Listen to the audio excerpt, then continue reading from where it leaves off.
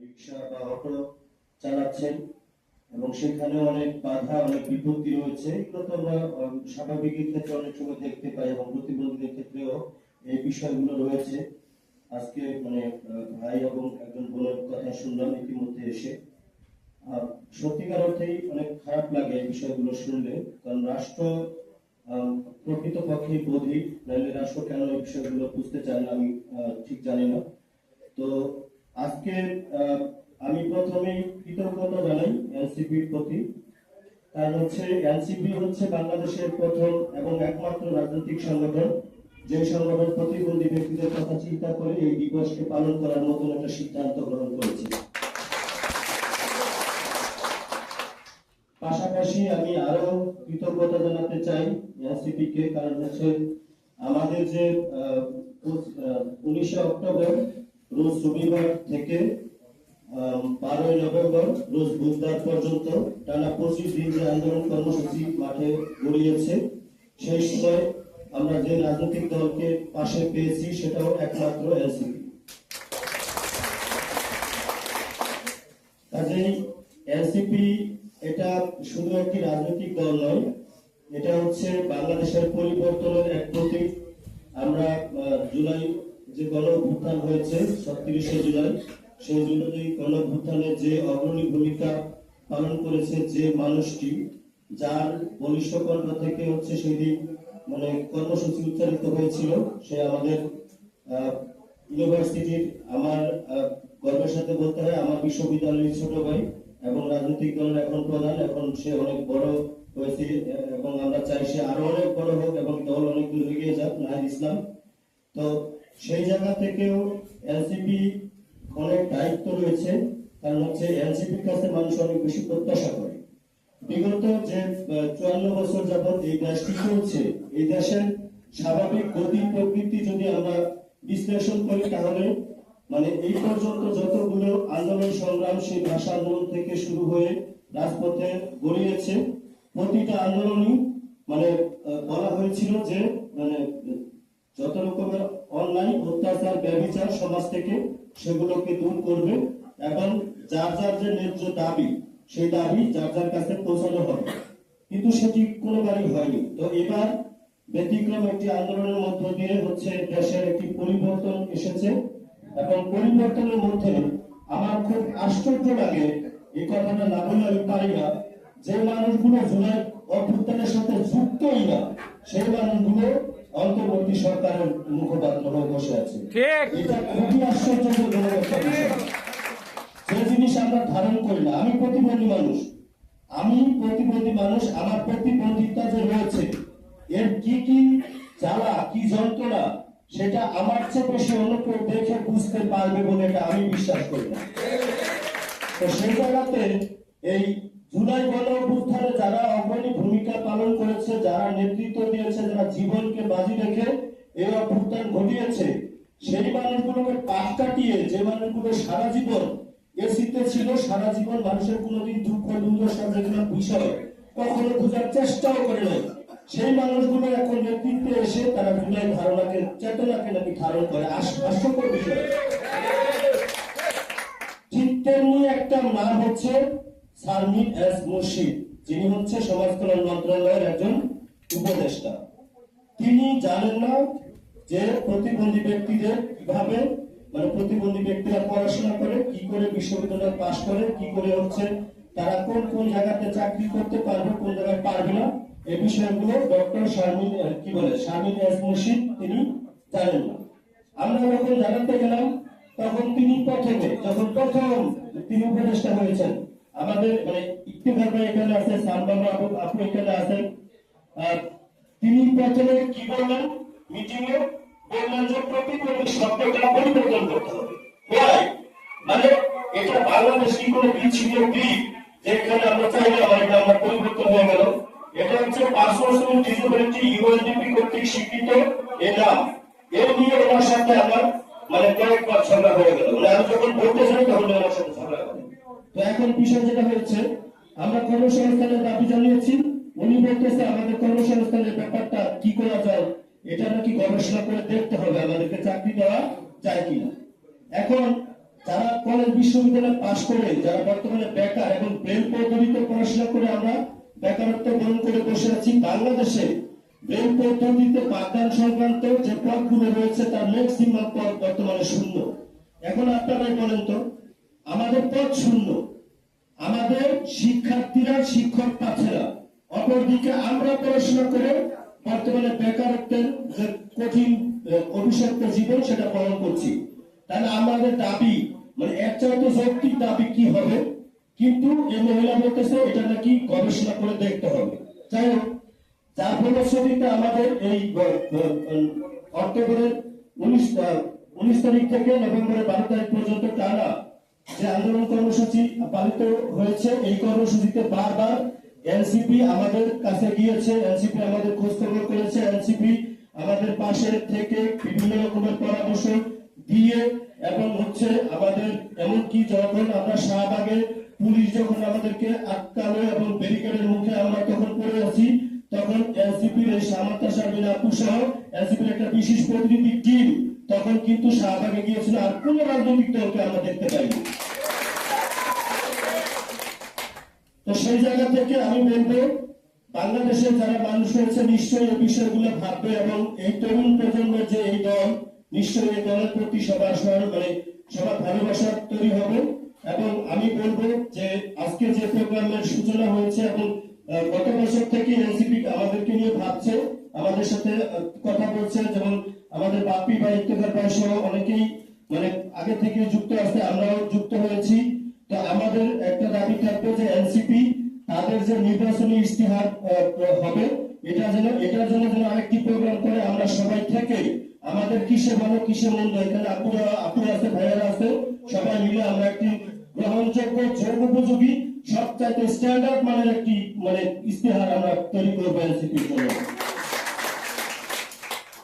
এবার আমি আন্দোলনের কয়েকটি কথা সংক্ষিপ্ত আকারে বলি। সেটা হচ্ছে, আপনারা জানেন 25 দিন পর্যন্ত আন্দোলন চলছিল। আমাদের সালমা মাহবুব আপু এটার ব্যাপারে বিভিন্ন জায়গায় কথা বলেছেন, গিয়েছেন। তিনি দুঃখ সহ্য করতে না পেরে একদিন গিয়ে বলে হচ্ছেন যে তোমাদের এই অনশন এটা নিতে পারছি না, তোমরা উঠে যাও। কিন্তু আন্দোলন তো এবার উঠা যায় না। তো স্বাভাবিকভাবে আমাদের আন্দোলন যখন চলছে, আমরা বারবার পুলিশের মার খেয়েছি, পুলিশ আমাদের গায়ে মানে আমাদেরকে আঘাত করেছে, সেগুলো আপনারা দেখেছেন। আমার 5 জন ভাই 8 দিন অনশন করেছে, তাদের জীবন প্রায় বিপন্ন অবস্থা হয়েছিল। পরবর্তীতে কোনোভাবেই যেহেতু সরকার আমাদের কোনো কথা কর্ণপাত করছে না, যার ফলশ্রুতিতে চিন্তা করলাম যে এইবার সরকারের ঘাড়ে যদি পাড়া না দেয় তাহলে সরকার আর কথা শুনবে না। তখন সিদ্ধান্ত নিলাম যে সমাজসেবা অধিদপ্তর যেটা রয়েছে অধিদপ্তরকে ঘেরাও করতে হবে এবং যে কথা সেই কাজ, তার উপায় তো আর নেই। কারণ যেহেতু অনশন করতেছে 5 জন ভাই, এদের রাজ্য প্রায় বিপন্ন। বাধ্য হয়ে সমাজসেবা অধিদপ্তর ঘেরাও করলাম 11 নভেম্বর মঙ্গলবার। ঘেরাও করার পর তখন চারদিক থেকে ফোন আসতে শুরু করলো, এটা কি করলাম তোমরা, কেন করলাম? তো আমরা বললাম যে 24 দিন যাবো তোমরা রাজপথে আছে, আপনারা তো কেউ কোনোদিন বুঝখবর করলেন না। আজকে সমাজসেবা ঘেরাও করতে না করতে আপনাদের এত ব্যথা এত যন্ত্রণা করতে শুরু হলো। তো যাই হোক, ওই দিন সমাজসেবা থেকে আমরা আসি নাই, সারা রাত সমাজসেবাতে কাটিয়েছি। পরের দিন আমাদের উপদেষ্টা, সমাজ কল্যাণ মন্ত্রণালয়ের সচিব, সমাজসেবা অধিদপ্তরের ডিজি, জাতীয় পরিবহন উন্নয়ন ফাউন্ডেশনের এমডি সহ ডিরেক্টরি, তাদের যে বোর্ড রয়েছে সেই ডিরেক্টরি বোর্ডের ডিরেক্টর এবং এডিশনাল ডিরেক্টর, অ্যাসিস্ট্যান্ট ডিরেক্টর সকলে মিলে 29 জনের একটি টিম আমাদের সাথে 12 নভেম্বর মিটিং এ বসে। সেখানে বসার পরে অনেক রকমের কথাবার্তা বলতেছে। সেখানে শারমিনা বলতেছে যে ধরো যে তোমরা পড়াশোনা করছো, সে তো আর অনেক দিন হয়ে গেছে, 5-6 বছর হয়ে গেছে, সেই পড়াশোনা কি তোমাদের মনে আছে? ভুলে গেছো না তোমরা এখন? তারপরে উনি বলতেছে যে মনে করো যে তোমরা বেল পারো, কিন্তু তুমি পড়ার জন্য পারো, কিন্তু আরেকজন তুমি শিখাবা, সেটা কি তোমার পক্ষে সম্ভব হবে? অদ্ভুত অনেকগুলো কথা বলেছে, যে কথা শুনলে মানে কোনোভাবেই শরীর বা মন কোনোটাই ঠিক রাখা সম্ভব না। মনে হবে কি কোথায় এসে পড়লাম, কাদের পাল্লায় পড়লাম, এরা কারা, কোন গ্রহের মানুষেরা। যাই হোক, অনেক কথা, অনেক তর্ক, অনেক উত্তপ্ত বাক্য বিনিময়ের মধ্য দিয়ে উনি চেষ্টা করতে চেয়েছিল যে আমাদের আন্দোলন অযৌক্তিক এটা প্রমাণ করার জন্য 29 জন লোক নিয়ে তার বডি ফুল বডি নিয়ে আমাদের সাথে বসছে। কিন্তু আমরা তো এই আন্দোলন করে আসতেছি 18 সাল থেকে, তো এটার নারী নক্ষত্র আমাদের জানা আছে। কোনোভাবে যখন উনি কোনো লজিক দিয়ে পারেন, পরিশেষে সিদ্ধান্ত হয়েছে সমস্যা অধিদপ্তরের অধীন রেল পদ্ধতিতে পাঠা সংক্রান্ত যে পদগুলো রয়েছে এই পদগুলোতে দৃষ্টি প্রতিবন্ধী ব্যক্তিদের নিয়োগ দেওয়ার পাশাপাশি অন্য যে চাকরিগুলো রয়েছে ইউনিয়ন সমাজকর্মী, তারপরে হচ্ছে যে বাক শ্রবণ, তারপরে এই বুদ্ধি প্রতিবন্ধী বিদ্যালয়গুলোতে শূন্য পদ যেগুলো রয়েছে এগুলোতে ফিজিক্যালি চ্যালেঞ্জ যারা রয়েছে, কারণ ফিজিক্যালি চ্যালেঞ্জ আমাদের সাথে আন্দোলন যুক্ত ছিল, তাদেরকে নিয়োগ দেওয়ার একটা সিদ্ধান্ত হয়েছে। এখন দেখেন সেই সিদ্ধান্ত হয়েছে 12 তারিখে, আমরা আন্দোলন স্থগিত করলাম। 12 তারিখের পর থেকে সে কিন্তু আর রেজুলেশন আর স্বাক্ষর করে না। এখন কি হবে? সেবার কাছে যাই, এখন ডিজি বলে যে বাবা আমি কি করবো, উপদেষ্টা রেজুলেশন না স্বাক্ষর করলে আমরা তো রেজুলেশন দিয়ে রাখছি। তো উপদেষ্টা যদি পিএসএস জাকারিয়া, তার সাথে আমি কথা বললাম, তিনি বলতেছেন নাকের ডগায় ফাইল রেখে আমরা কাজ করতে পারবো না। এই করে করে মোটামুটি সময় যাচ্ছে। গত বুধবারে আমি জাতীয় প্রতিবন্ধী উন্নয়ন ফাউন্ডেশনের এমডি রেজা বললাম যে স্যার শোনো, যেই দিবস আমাদের কোনো কাজে আসে না, যে দিবসে বক্তব্য দিয়ে সে বক্তব্য একটাও রাখা হয় না, এবং দিবসের এই প্রোগ্রামের কোনো ফলো আপ নাই, এই প্রোগ্রামে এক প্যাকেট বিরিয়ানি খাওয়ার জন্য এই সমস্ত প্রোগ্রাম আর করা যাবে না, এই প্রোগ্রাম হইতে দিব না, কোনোভাবেই আমরা দিব না। তখন উনি বিষয়টা খুব এলোমেলো হয়ে গেল তারা। তখন শেষ পর্যন্ত আমি ডিজির ফোন দিয়ে বললাম যে 3 তারিখের প্রোগ্রাম হইতে দিব না, যদি উপদেষ্টা আসে রেজুলেশন স্বাক্ষর না করে উপদেষ্টাকে এখানে বেঁধে রাখা হবে, কোনোভাবে উপদেষ্টাকে যেতে দেওয়া হবে।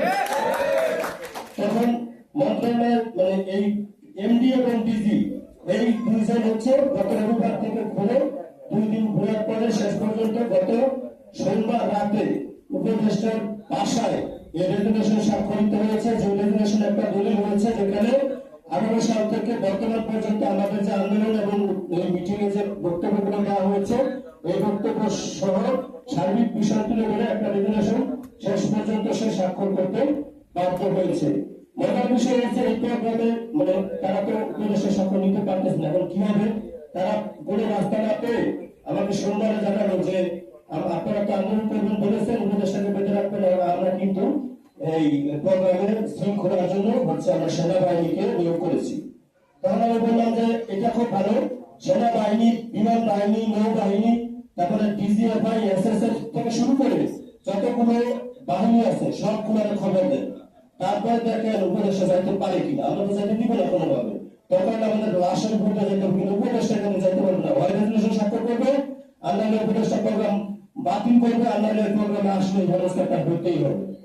পরবর্তীতে এই যখন হয়ে গেল, আজকে উপদেষ্টা এসেছিল। এবার সালমার পাশে বক্তব্যটা তিনি বললেন সেটা আমি সংক্ষিপ্ত আকারে একটু বলি। এই উপদেষ্টা মহোদয় আজকে যে বক্তব্যটা দিয়েছেন একটু আমি এক মিনিট শেষ করি। এই উপদেষ্টা আজকে যে কথা বলেছেন, সালমা আপা যেটা বলেছে এই মেসেজটা কারেক্ট। উনি জুলাই যোদ্ধা, জুলাই অভ্যুত্থানে যারা প্রতিবন্ধিতার শিকার হয়েছে এই প্রতিবন্ধী মানুষ আর আমাদের মধ্যে একটা সাংঘর্ষিক অবস্থা তৈরি করতে চান।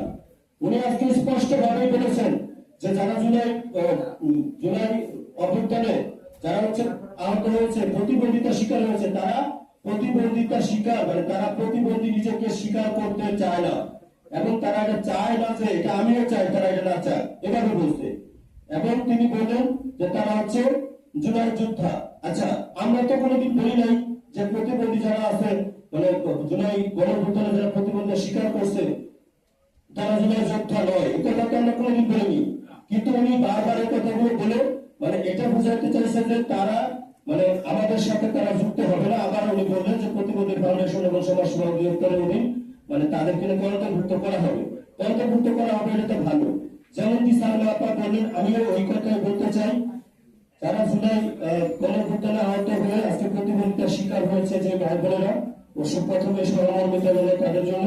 পাশাপাশি আমরা বলতে চাই ভাই বোনেরা, আপনারা এই দেশকে দেশের আইন শৃঙ্খলা এবং দেশের বৈষম্য দূর করার জন্য হচ্ছে আপনারা যোদ্ধা হিসেবে অংশগ্রহণ করে আজকে নিহত আজকে প্রতিনিধিত্ব বরণ করেছেন।